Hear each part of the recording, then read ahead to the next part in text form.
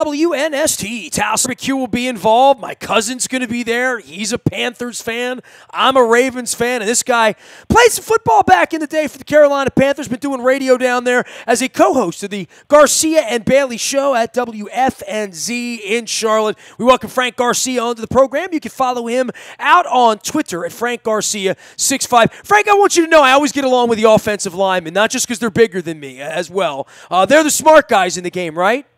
I'm glad you realize that, because that's the absolute truth. Those defensive guys aren't real bright. The offensive guys are where all the smarts go to, and we share it too. So we're not selfish, and we're not divas, and we might cry every now and then, but other than that, most of those guys would be pretty good. Lunch pail out of the desert, you guys. What version of the Panthers are we finding here? I mean, obviously they were sick through three quarters, through a couple of games, but Cam Newton turning this thing around in the fourth quarter, and I'm a Cam detractor. I mean, in the WWE circus of guys you root for or against, I'm a guy that roots against Cam Newton. But I would just say I always stand impressed by his ability to do something that maybe one day will lead them to winning a Super Bowl.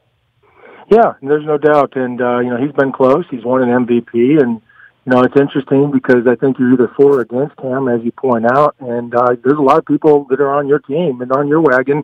And, there's a lot of other guys on the other wagon. Is that you have to appreciate what he does, not just with his arm, but also with his legs. And I think it's a package. It's not like Tom Brady. It's not like Drew Brees. It's not like Aaron Rodgers.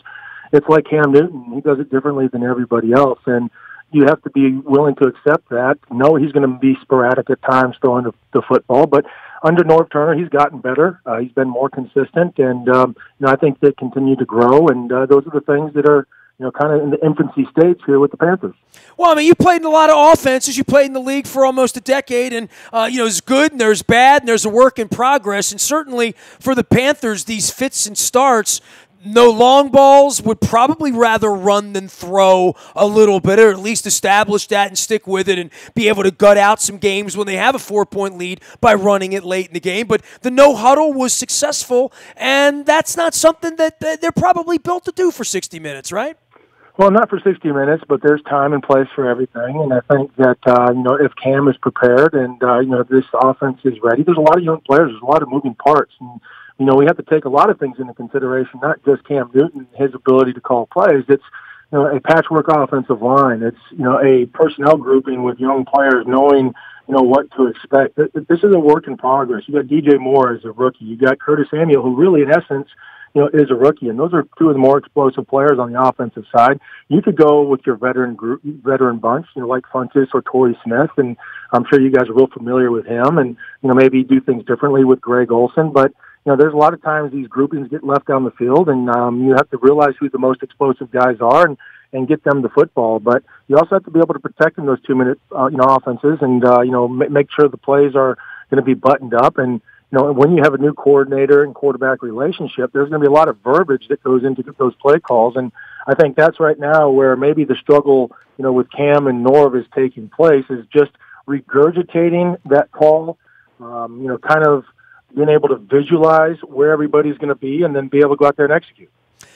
For me, with the offense and Torrey Smith going down there and being able to get the deep ball and DJ Moore, that's a couple of terps. He had terp times two, I'd say, in both cases. But with Torrey Smith, I mean, we remember him here, I'm not the guy saying lost a step one way or another. I think he had more facets to his game than that, but certainly that was his game when we knew him. Where is he in all of this as far as the long ball? And you mentioned DJ Moore being one of the assets they have. 13 balls so far. It certainly hasn't been sort of game-changing in what he's doing there. Yeah, and, defenses are going to be aware of, personnel groupings and, the type of routes that they run. And, as far as Torrey Smith, I agree. I mean, he may not be as fast as he once was. We all lose a step as we get older, and I think that we could all see that with our eyes, that he's not, maybe what he was when he was with Baltimore, but he brings a veteran presence to that group and that room, and he brings some credibility, with having won a Super Bowl. And those are things that are going to pay dividends in the long term for this organization. And guys like DJ Moore, you can develop those relationships and show him through his work that he's, what he's doing to get better, and, have a good person to learn from. As far as the long ball goes and, and stretching the field vertically, I think there's been routes that this team has tried to run, but Ultimately, when you start looking at this patchwork offensive line, they've done a pretty good job. It's going to be one of those things. You have to establish that run and use the play action. But I think right now for Cam, I think those shots will come, as the season goes along. I'm not really concerned about the deep ball as much as I am about, working through the offense and not trying to get one guy, part of the game plan, but utilizing the best available option and allowing that guy to win and working through the offense to be successful and keep on pace. And I think that's the one thing that Cam is, doing as well as anybody this year is, utilizing the entire offense, getting touches to everybody. And, ultimately the defense is going to be wrong. And that's what he did in that last drive where he came down 17 points in this last game and was able to go down the field and score 3 touchdowns in that final, game-winning drive, last week. He is an original Panther. He is Frank Garcia, former offensive lineman, played almost a decade in the league in Carolina, St. Louis, and Arizona. He's made a home down there in Charlotte doing sports radio. I've groomed a lot of O-linemen. Mike Flynn's up in New England doing his sports radio now. So the O-lineman always breaking down the game. Ross Tucker probably agree with me too. Co-host of Garcia and Bailey show down there at WFNZ with my pal Chris McClain and the Jock Work. You can find him at Frank Garcia 65 out on Twitter as well. All of our WNST programming brought to you by our friends at Royal Farms. Real fresh, real fast. The Western fries, the fried chicken. And make sure you're downloading the Rofo Rewards app or get the card. You can put it right in your wallet, put it right on your keychain. Use that when you're pumping your gas. You get your coffee and your Rofo Western fries free of charge. Coffee's still 99 cents, piping hot this month. And Justin Tucker's going to get back on a horse. I'm not worried about him at all. So least of my worries is Justin Tucker here this week. LifeBridge Health Sports and Medicine Institute, also one of our great new sponsors. They're up in Owings Mills. Dr. Kevin Crutchfield, he does concussion and head-related injuries, and Dr. Craig Bennett from Orthopedics going to be joining us on a weekly basis, having some great, intelligent chats about sports medicine. They are the new game plan for sports-related injuries.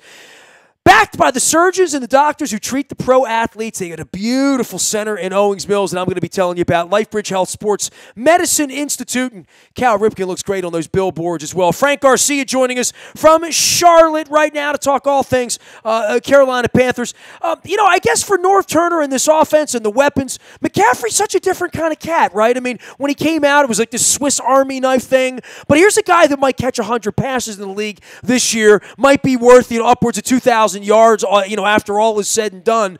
Kind of a special guy, but a different way to create offense around him because ain't everybody got one of him, right? No, you're absolutely right. And, that's what you're looking at with a guy like Christian McCaffrey. You look at throwbacks, with guys like LaDainian Tomlinson, guys that can catch the ball out of the backfield and run between the tackles as well. He was maybe a little bit bigger than Christian, but similar type of player, in my opinion, the way they run, their styles. And, obviously Norv had some success, with him and Antonio Gates. That's the other piece that this team has that, they can utilize with Greg Olsen and use that 1-2 punch, that combination, a lot of those Texas routes and attack the middle of the field. And I think that's where right now, this team's making its bread and butter. And, running the ball with Christian is something that this team's been able to do. He's a high volume runner, which means that the more touches he gets, the better he's going to get as the game goes on.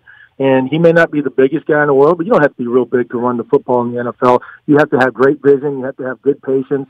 And you have to have good understanding of your scheme. And I think that he's a smart guy that knows where to be. He doesn't make many mistakes. He's Mr. Reliable. And that's the reason why Cam trusts him so much to go out there and use him in those big situations. He had an opportunity, 2 weeks ago against the Redskins on a little, out and up route where he had the corner beat. Cam just didn't connect. But he's winning his battles one-on-one, when he's out in space. And he's able to, go back in the backfield and block as well. So, Christian is a different guy. He's a really valuable weapon in today's NFL with as much offense as being played. And, what do? You commit 7 guys, 8 guys to the box, or do you go to nickel and try to match him up with a DB when he gets out in space instead of one of those linebackers? So he gives defensive coordinators nightmares, and that's the reason why the Panthers love him, and, Cam does as well. Frank, there's a lot of drama down there, man. I mean, you've been there from the very beginning and seen everything happen with this franchise. And obviously, the beginning was that we thought that was our franchise in Baltimore back in the 90s. And there's always sort of that. We only see every 4 years. And, I remember Steve Smith beating us up here one time. And then Steve Smith joined us. And the last time we were together, that was sort of the storyline. But, 8 years ago, we took 5 busloads of people down there, kind of took the stadium over. You guys weren't very good, and we were about to win a Super Bowl. But finding the team now, I mean, just in the last year and a half, right? Ray Caruth getting out of jail this week, and you can speak to that because you were there for all of that stuff. Jerry Richardson and what's happened there as well, and the statue out in front, bringing Eric Reed in. I mean, it's been a lot more than just football going on there, right? Yeah, there has, and if you let it, the team will get distracted. But I think Ron Rivera has done an amazing job. He has one of the toughest jobs in America, to start with, because he has one of the biggest personalities in America with Cam Newton. I think he's done a phenomenal job, corralling him, letting him still be who he is, but not letting him overtake the team and, becoming a distraction, on the football field, like maybe an Odell Beckham has become up in New York, or, allowed him to, maybe, take over and be about him. Cam's a team player. Ron allows these guys to be who they are. They love it because of that, and they want to play hard for him. So that's the big reason in the last 7-8 years this thing's been, consistent. Before he got here, lame duck coach and, John Fox, and, maybe one of the worst offenses in history of the NFL. That was a terrible offense in 2010 before they were able to draft Cam, and Cam has steadily gotten better each and every year. I know he doesn't get a lot of credit and accolades for his accuracy, but the guy's a winner. He's a competitor. And he's a guy that you talk about, these big guys, offensive line, that you want to block for because he plays this game the way it's supposed to play. He plays hard, he plays physical, and he wants to win, more importantly. And I think that that kind of transcends throughout the offense, and the reason why this team has had success. And Tepper coming in, taking over the team for Jay Richardson, was a little bit of a distraction, probably one of the biggest moves in the off season, and I think it's gone smoothly. He cares about winning football games. Not about agendas and politics, and I think that's the reason why, Eric Reed was brought here. He's going to be one of the best safeties this team has ever had. As far as a physical standpoint, he's got to get his legs underneath him, which he's doing. And once he does that, this defense could be a force to be reckoned with because they're going to have hitters everywhere. Caruth, I know it's been in the news all week. You were around it. You talk about it on the radio every day. I was very far removed from it, but remember it. But it was a little strange, a little chilling, and certainly the story resurrects itself now 20 years later in your market, and those who were unfamiliar with it are now familiar with it, right? Yeah, absolutely. And it's one of those things that really kind of doesn't go away. It's that cloud that keeps coming back and hovering over the city. And it's one of those things you never know, really. I mean, there's a lot of guys I'm sure you work with that you think and on the surface, but do you really know them? And that's kind of the way that I felt with Ray. He was a teammate. He came, he showed up to work, he did his job, and then who knows what he was doing outside of that. And that's the way the NFL is. I'm sure a lot of businesses around the country are. They're cliquish. You have your groups of friends that you hang out with, and you go home, and everybody comes to work the next day trying to accomplish the goal, and that's to make money for your company. And, that's what the Panthers were trying to do with Ray, and, he's out of jail now. It's one of those things that it seems like so long ago, but it also feels like yesterday because, that son of his is, 19 years old, 18 years old, and, right around there. And, he's a living proof of that night every single day. He is Frank Garcia. He played some football in the National Football League. He's been doing radio down there in Charlotte at WFNZ.com. You can also find him at Frank Garcia, 6'5", and doing all sorts of stuff around Carolina. And I think the thing we share here is Steve Smith, right? And the unceremonious departure, and then the Panthers coming up here 4 years ago.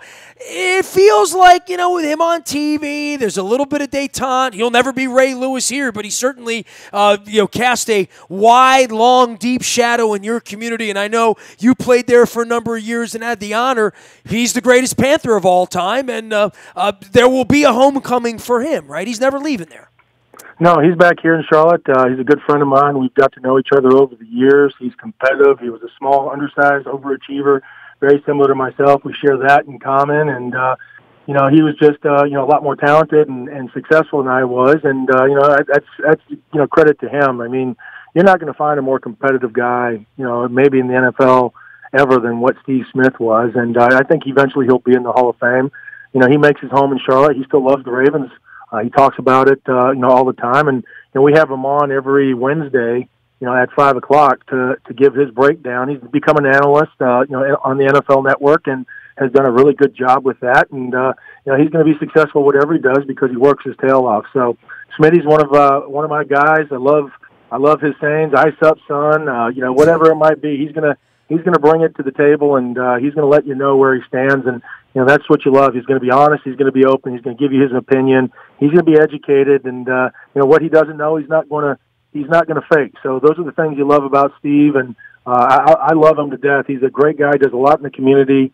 With his Samaritan's Feet Foundation, with the Steve Smith Foundation, and giving back to this community is something that he's real passionate about. So we really like having him here. I'm sure you guys enjoyed having him there as well in Baltimore, but he thinks highly of the Ravens as his own. And I don't know if he's ever going to retire a Panther. We ask him that all the time. He avoids the question and threatens to hang up on us. So we stopped asking. Well, I was going to ask you, if anybody knows Steve, and I know Steve, we did a show together, and my wife beat leukemia twice, and he came out and helped us raise funds and awareness and get swabbed for the bone marrow registry. When he got to town, we were on the backside of all that, and I knew him even before that, but I would just say anybody knows Steve has had a really stupid argument about some topic that has nothing to do with sports or football or anything, because Steve likes to debate the undebatable, and then the look on your face, right? Right. Well, then he's going to threaten you if you don't agree with him. So then you're going to end up in a fight or, an argument or a pushing and shoving contest. And that's just the way Steve rolls. He's a miniature bully. He's a different cat is what he is. Different cat. That's what I would say. And a Panther cat at that. Frank, always good to visit, man. I appreciate you taking a little time and giving us a preview up here in Baltimore. I'm getting down there. Hey, I'm asking everybody in Carolina. I got a whole free day. And I may be driving down to South Carolina. I lost my mom last year. She's 98. She's from Abbeville, South Carolina. I haven't been down there since I was a boy. So I may drive, but I might not. And even if I drive, I'm coming back. So you got to give me a spot in Charlotte. Just one place in Charlotte I'm going to go, and either the food's going to be great, the place is going to be great. That's not the NASCAR museum because I'm not into that. I'm going to give you my favorite spot, and you're not going to be disappointed. It's going to be great barbecue. Okay. It's going to be a little bit of a biker bar, but you're also going to be able to have the business guys there. I'm from Dundalk. I can hang anywhere, Frank. Yeah, he's a great friend of mine, and when you go there, I want you to ask for Ryan from McCoy's Smokehouse and Saloon. He will have the best brisket, the best smoked barbecue, the best, you name it, the nachos, the macaroni and cheese. I suggest that highly. But his hot roast is to die for. See, I haven't had anybody jump on the table about a place. They're like, yeah, I got a barbecue place, or yeah, everybody eats barbecue here, or whatever. You are making, and look, you're no lineman, so I know you like to eat. I see you on the internet. You've slimmed down a little bit like most of the O-linemen. Not quite Matt Burke, but getting there. I had that conversation. I'm still healthy. Still healthy, but you're still eating what keeps you alive. It makes you feel good. My friend, it's all about balance. You got to have a good balance. You still got to be able to eat your pizzas and your pies. You just got to work out a little bit harder and longer now the older we get. So Old Pineville Road. I got this Old Pineville Road in Collingwood. There you go. A little south of downtown. That's right off 77, off the freeway. I can get there, no problem. It's easy. It's easy right off the freeway. You're going to love it. I promise you. You can call me later and thank me. What would make you think that I would enjoy something called comfort food on the internet? Hey, I can tell because your passion and your enthusiasm is tremendous, and I love it. I got your number now. I'll be pissed if this isn't good. Okay, well, I promise it will be. You just let me know and thank me later. You got it. All right, man. I'm getting hungry thinking about it. Frank Garcia joining us here. He is Frank Garcia, 6'5", down in Charlotte, and of course played in the National Football League a little while. You can follow him at the Garcia and Bailey Show and WFNZ.com, and Frank Garcia 6'5" out on Twitter. You can find me in the buyatoyota.com audio vault 24 hours a day from anywhere in the world on your mobile device by downloading the TuneIn radio app. We do come in crystal clear from anywhere in the world, anywhere you are. The morning newspaper ships digitally to your email inbox each and every morning at 7 a.m. It's all brought to you by our friends at Planet Fitness. It's always $5 down, $10 a month to get in the best shape of your life. I'm going to need Planet Fitness after I go to McCoy's Barbecue down there on, where was he here? The Old Pineville Road. Yeah, I'm checking that out. So that's going to get in my belly. I have a feeling there's probably a pig on the sign, and that if there isn't, you can't eat there. That's part of being in the South. Facebook, Twitter, LinkedIn, Snapchat, Instagram, streaming live on our Facebook as well as our YouTube WNSTV channel. We are WNST.net, AM 1570, and WNST Towson, Baltimore, and we never stop talking Baltimore sports.